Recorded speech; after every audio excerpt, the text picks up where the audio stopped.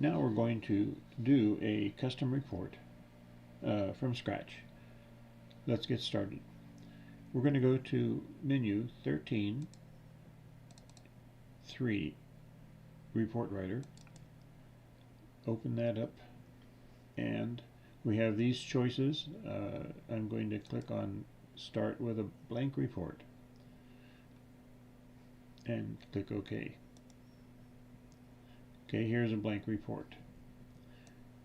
We're going to give it a report title. So we're going to do test report 01, and we're going to go select a report form,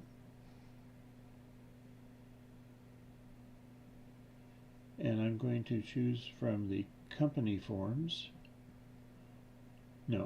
from the Sage Display System forms. These are the types, these are the individual ones, and we're going to scroll down to the types that say system or standard. Okay, system. System.report.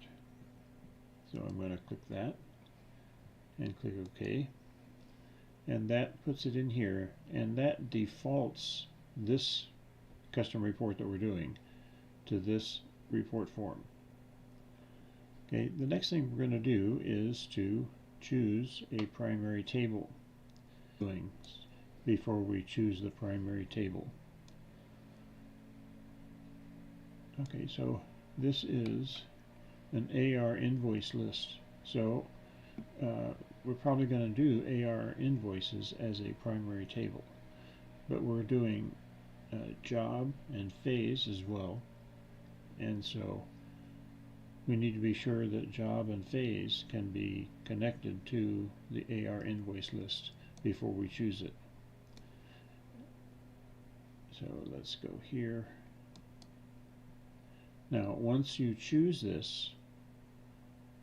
this form is set in stone so far as choosing a primary table goes. In other words, you can't change it. If you need to change it, you need to start over. So let's go to AR invoice. Okay, invoices or invoice lines. See, there's an important distinction. Looking at this, we aren't getting into the lines. We're getting into the just the totals of these. So going in by the back to 13.3. Start with a blank report. Okay, test report 01. Now, I can just type in the name if I know it. So system.report. And now, more carefully, there's accounts. See, that's what I did, AP, and I should have done AR invoices. There. Okay. Now we'll go back here and do this and this.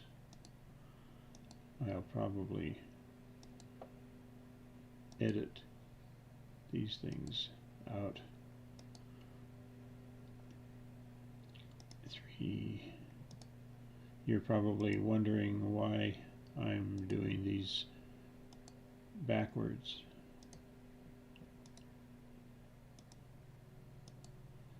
And the no print row. Those are very useful. Okay, so you saw that I added a couple. I clicked on one that I want to add, and so I come up here and add a couple. And of course this will delete one of these, and these I'll show you in a few minutes. Okay, so the structure of the report. Let's talk about the accounts receivable invoices report. First off, the primary table is accounts receivable invoices, and now from inside that, we want to do the report by job and by phase. And so we're going to choose some groups, and right here is the icon for groups. Now we're in the AR invoice primary table. I can go to these subtables that connect to this, but preferably if the groups that we want are in this table, that's the place to choose them from. So job is the first grouping, so there's one, and then phase is the next one. Now you notice I'm doing job, not job, and job name, and I'm doing phase. And so here they are down here. These are the two groups. You have a maximum of 3 groups, but we don't need the third one for this report.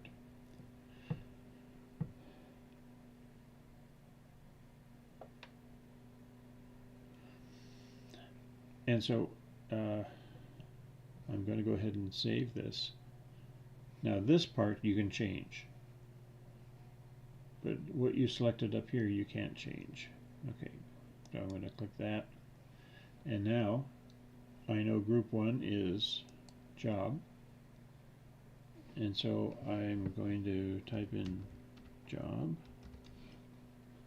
and phase 2 is phase, and we're not going to have a 3, so I can get rid of this one. Now I'm going to go here and come over to this icon, which is insert a field, and I'm going to come over and choose job. Now here I'm going to choose job with job name. It's already set to go by just job number, and that's fine, but here I want it to include the name. Okay, and then phase, we only have the choice of phase number. So I'm going to go find the phase name. Now these are the other tables, and some of them have subtables, and some of those have subtables. And so let's see here.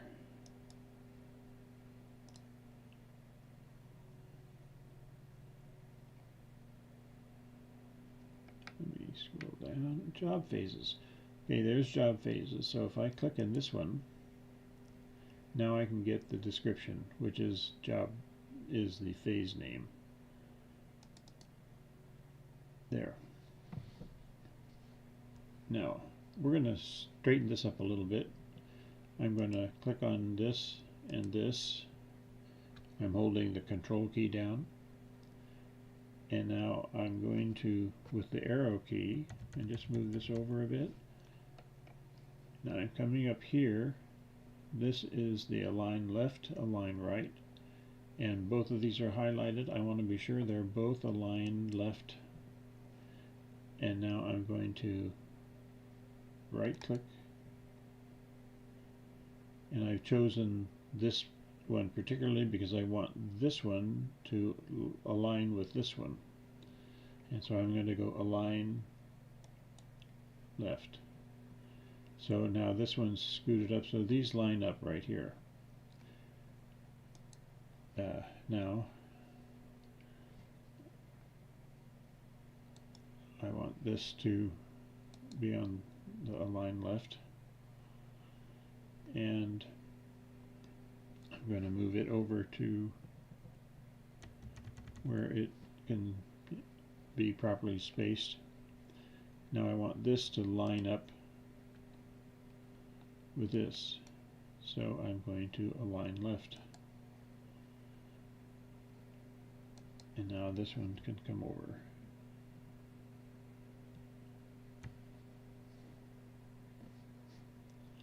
Okay, so these are somewhat aligned.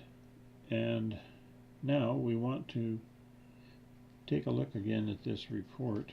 Let me move this up and see what. Okay, so we want the record number, the invoice number, the description, the date. So let me just quickly up here, I'm going to do record number, invoice number,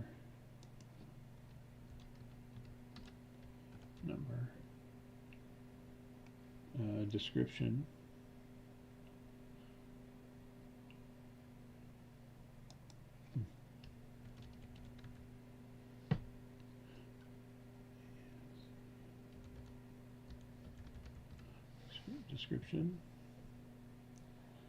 date and due date,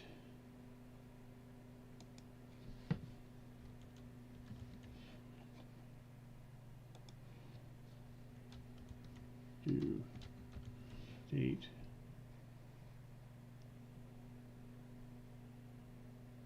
invoice total, invoice total, and balance.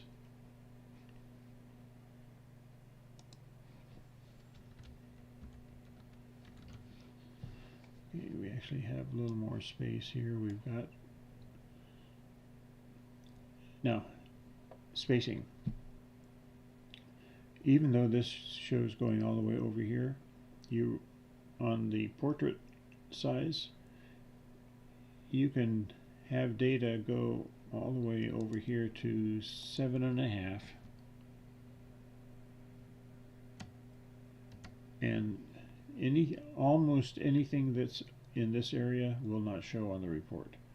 And so this is really where the end point is, 7.5. Now with that, that's going to be a number, so it doesn't need a lot of space.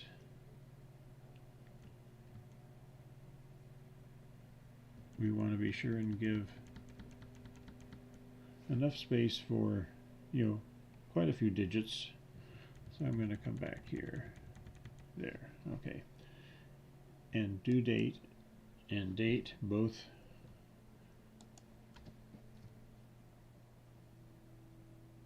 don't need a lot of space.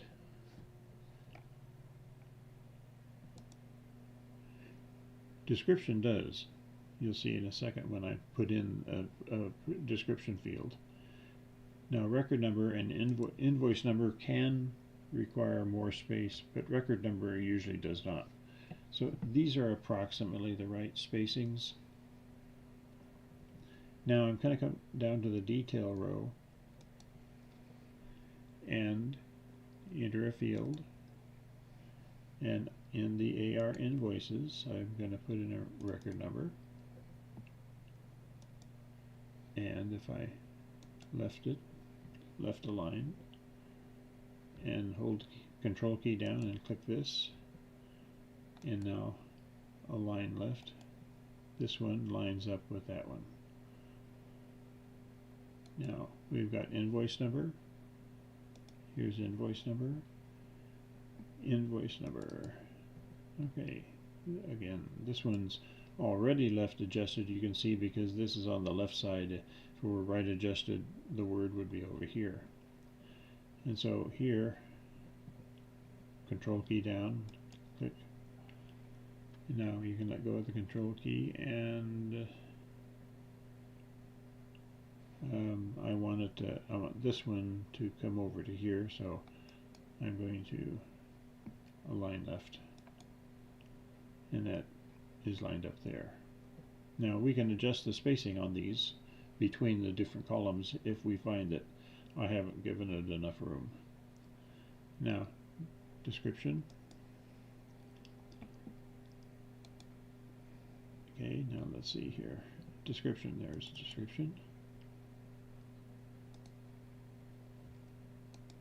And I'm going to align left. And see how much this takes, or it's given that much space, but we're going to put a date here, and when we move this date over, then that'll encroach upon this amount of space. So anyway, date. So here's date. Let's come in here. Oh wait, invoice date. Okay, and these can all be left, and I'm going to bring that one over to here. And now due date.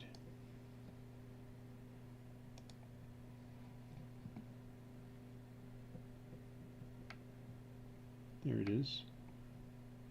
Due date.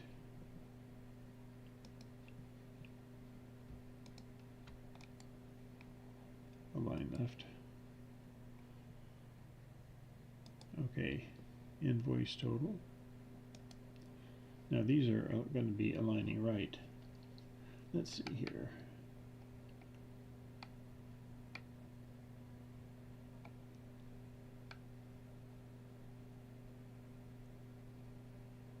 Oh, there it is. Yeah, oops, the invoice total. Now, I'm going to right click and do align right. So this side connects, aligns up with that. And then the balance will be the last one. Let's put that in.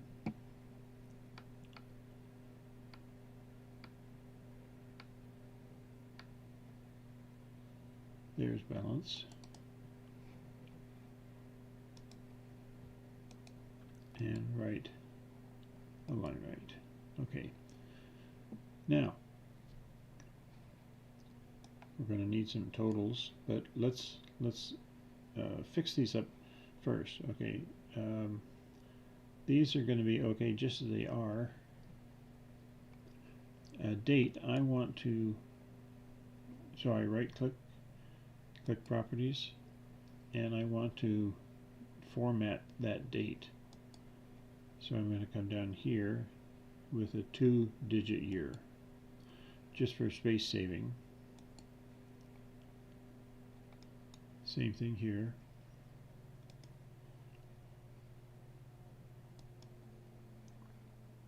Two-digit year. It's giving it 10 automatically. I don't like to use the auto feature down here, so I'm going to do, I'll just say 12. Give it plenty of space. Same thing here. I should have done that while I was there. 12. Okay, now the invoice totals. Let's go to this one. This is usually the one that is used. You don't usually use the $sign in reporting unless it's really needed. Okay, and I usually go with 12 or 15. 15 if the numbers can be, in the millions. On invoice numbers, invoices it probably isn't, but 15 is always safe. So here's the double decimal and 15. Now, if you're really crunched for space, you might go 12. Okay, now let's talk about the subtotals. We don't have a group 3, so I'm going to get rid of this group, this subtotal 3. Okay, now why is this reversed? Okay, well here you have, first is group 1, and inside of group 1 you have group 2, which is phase. Now we really want the phase totals here, so that here's the data on the phase, here's the data on the phase, and then here's the totals for the phase. And then you want the total for the job. And this keeps the report showing correctly. Because if you look at this, okay, here's the job, here's the phases. Now you want the phase totals. These are the phase totals here.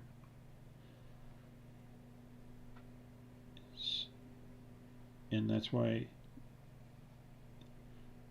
the last group needs to be the first group subtotaled. And then you have the group 1 with its total. And that's why those are reversed always. Always. It won't let you put them. It won't let you do this out of order. Okay, so the only thing that's really going to need to be totaled or subtotaled are these two columns. So, and I'm going to have a subtotal here and here. These are already, all the properties are already set, so if I copy and paste and paste, and now I can align those up.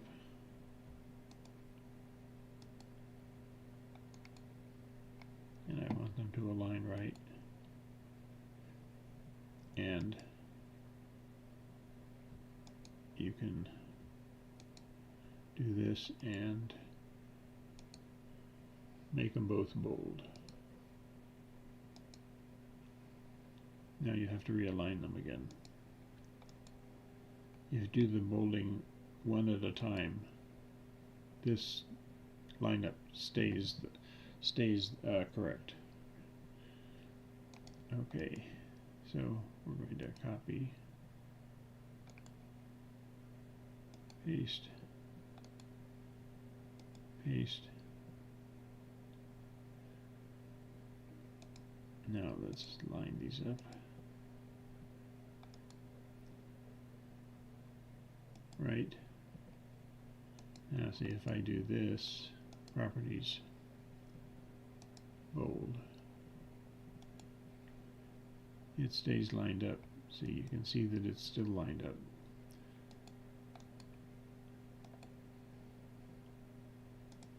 Bold. Okay. Now, I've found that you can have the totals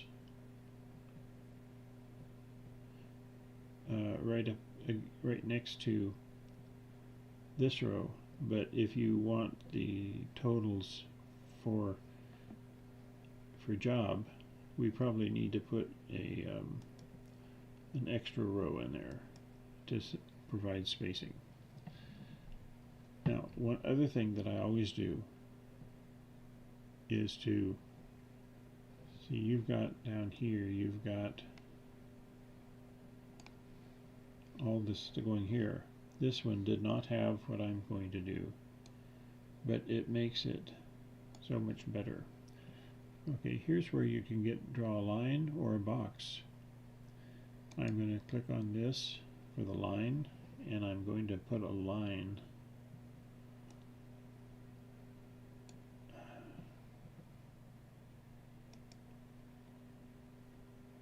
I hope I didn't leave one there.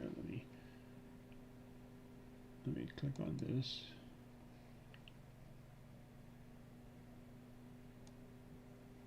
There we go. Okay, now in order to grab a line or a box, you have to click the I call it the little white arrow. Now I can see it. I can grab it when it does that. And so properties. Okay, line width 1. Now I want it to be a fainter line. I don't want it to be as bold as black. And so I'm going to go choose, I always choose the fourth one up in grays. And click that. And I almost always start my lines on the left side at number 1, and for this size report 720. Now the top is, where is the top in this row? I found that 1819 is good for this type of a thing. I'm going to go with 18, and that's going to move it up just a hair. Now I think we can take a look at this. I should bold these, but I'm going to do that later.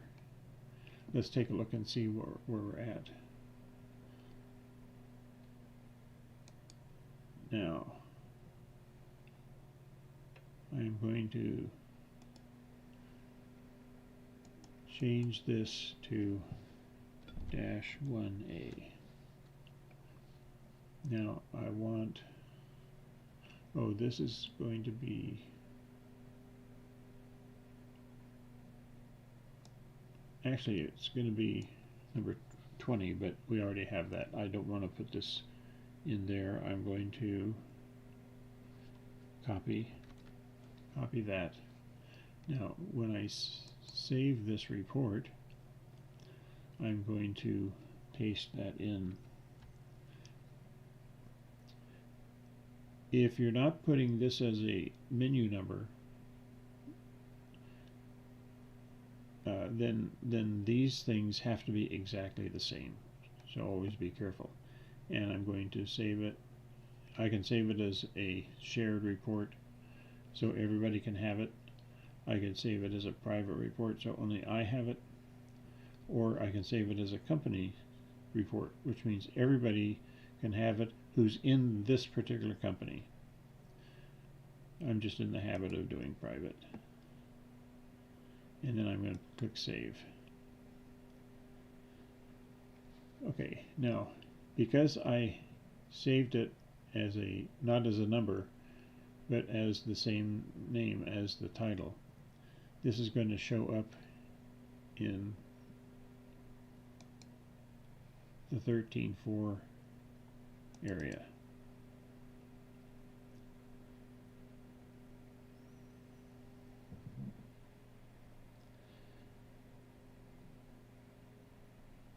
And so we're going to take a quick look and see how that looks. Now, it was test, so I'm going to click on T and come down here to test.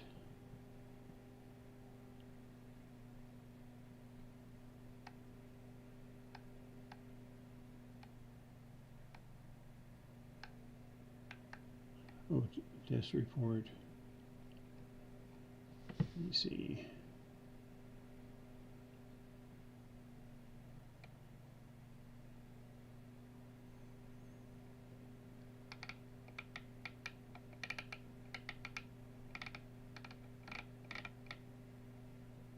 Here it is. Test report 01. Okay. I'm going to click on that. Now I haven't given it any selection criteria yet, but I want to see what we look like here. And so I'm just going to run it.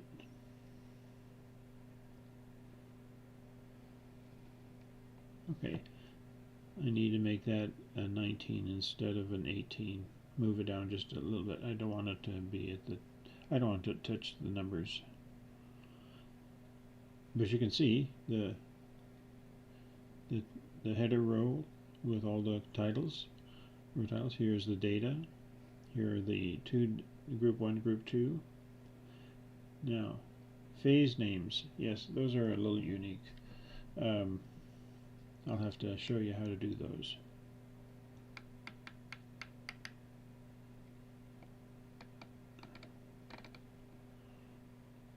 Now, okay, this is, let's see here, looks like we've got a different row or a different page for each one. No? Okay, there's a reason why it's not filling. But basically, oh, now that's okay. So you can see how this is shaping up. Let's go back here to, okay, oh, those are phases. Okay, that's the next job, 186. Okay. So we've seen what that's looking like. I don't want to go there. Let's see here.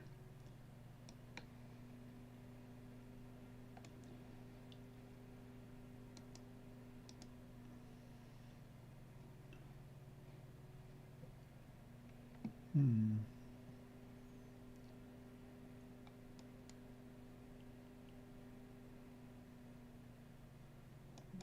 am going to go to 19.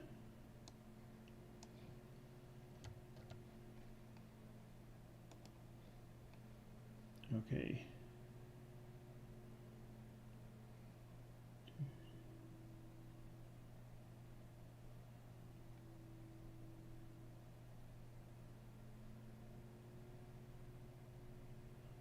Okay.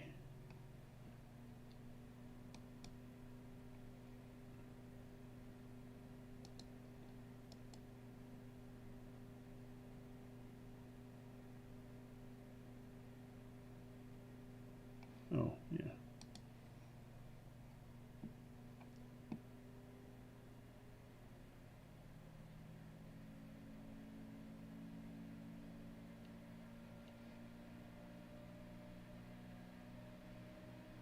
There we go. Okay.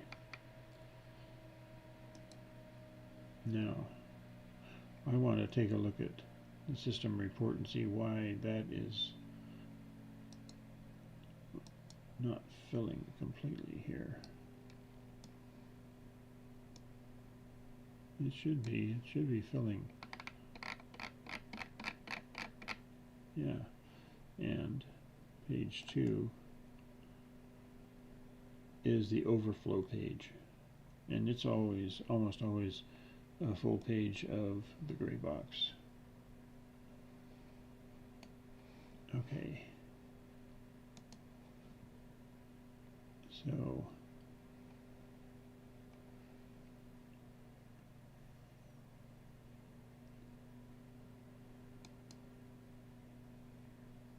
okay, each time, especially if I'm adding a field or a calculation, I'll come in here and change this to B. No, B.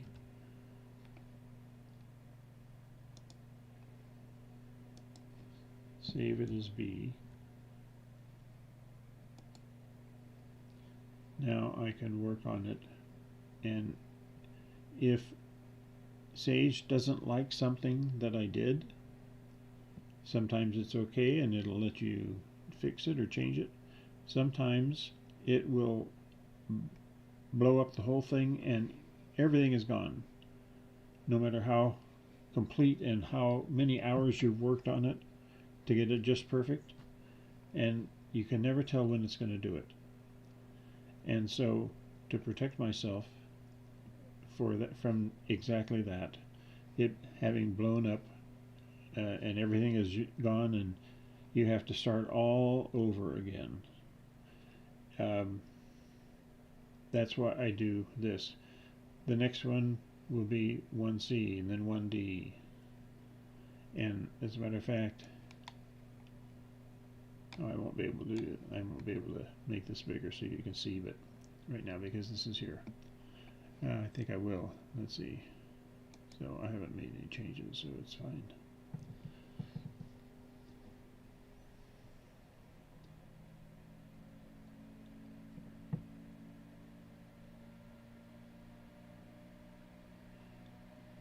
Okay, so you see why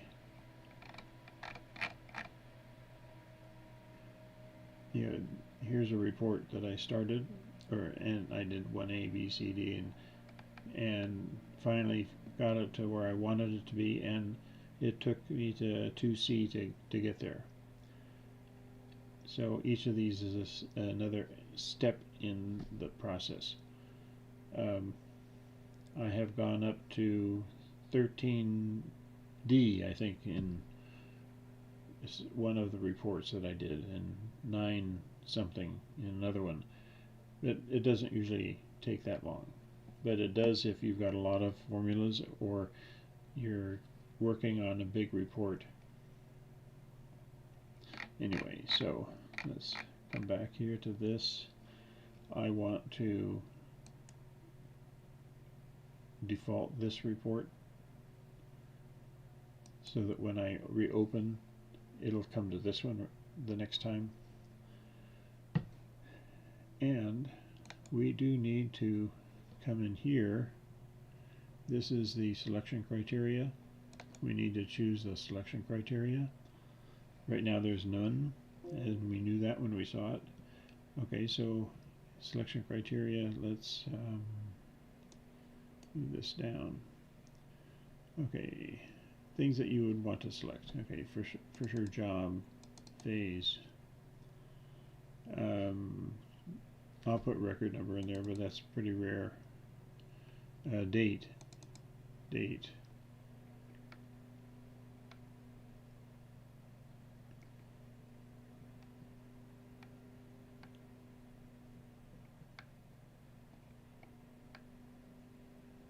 Period.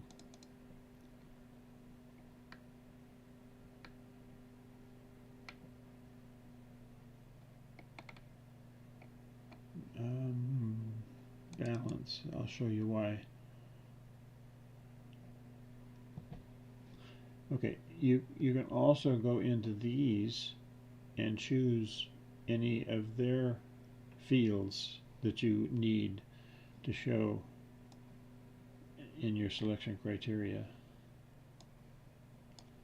See? But you have a maximum of 13. We've got plenty of room here. But we'll leave it at that for now. And then you save. Come down here and save. And save. And B. So there. And then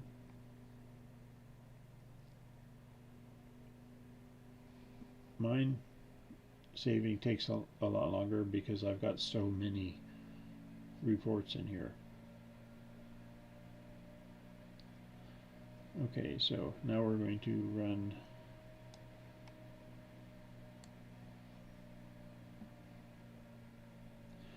B, and I'm going to make this equals, and I'm going to use the blank, and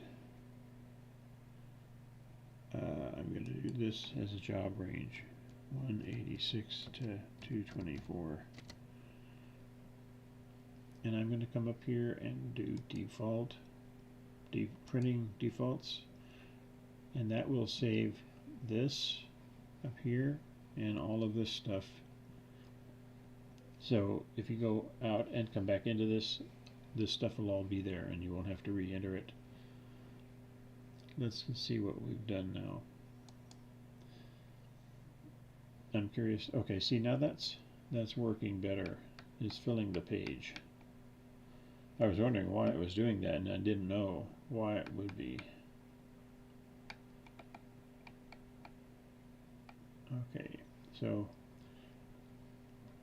I'm going to do another quick thing or two, and then we're going to end this because I don't want to run over the hour. And I want some time for questions and answers. Okay, let's do another thing. What I'm going to do is not adding formulas or anything, so I don't need to save it to C. I want to give this a little more space. Job, I want to give job a little more space, so I'm going to put in that, I'm going to change it to a number group 1, and I'm going to click on it, and up here I can change the fonts, add color, or row height. I'm going to do a 2. If there had been anything entered into this row and removed or not, you won't be able to change the row height, only if it's totally empty and never been touched. Okay, and this, I'm going to do that here as well.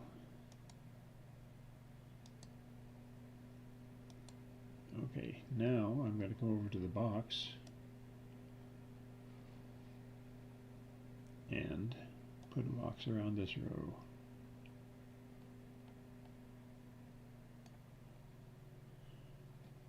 And again, to grab it, see, it's not grabbing it. You have to go click on the white arrow.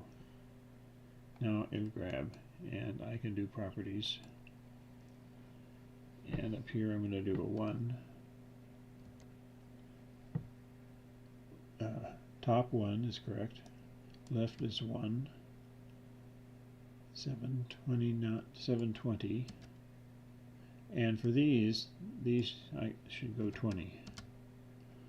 Now, the thing that I want to do is I want to put some color in there. This one's good, and this one's good. I'll do this one. And click OK. Now we're going to save, and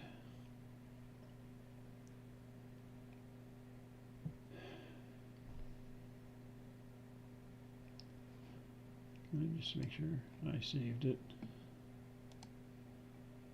Save.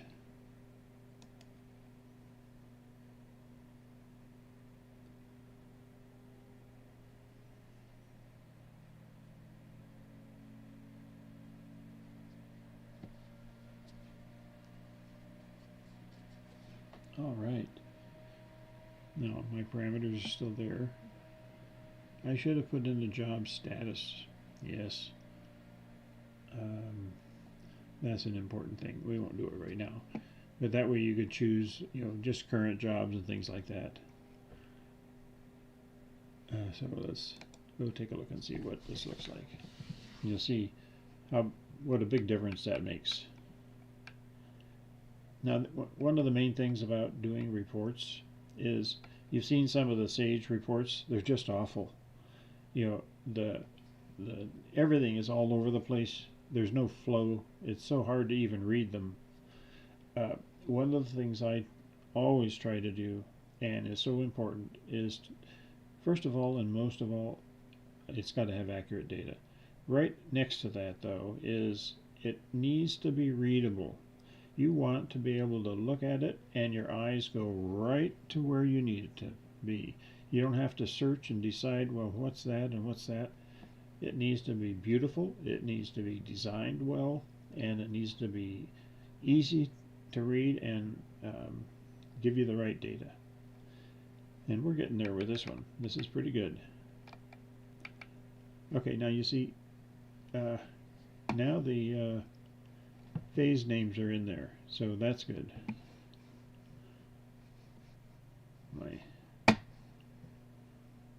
There, say phase names are in there. I could move that over. But I think this gives you a good beginner's first week look at how to build a report from scratch.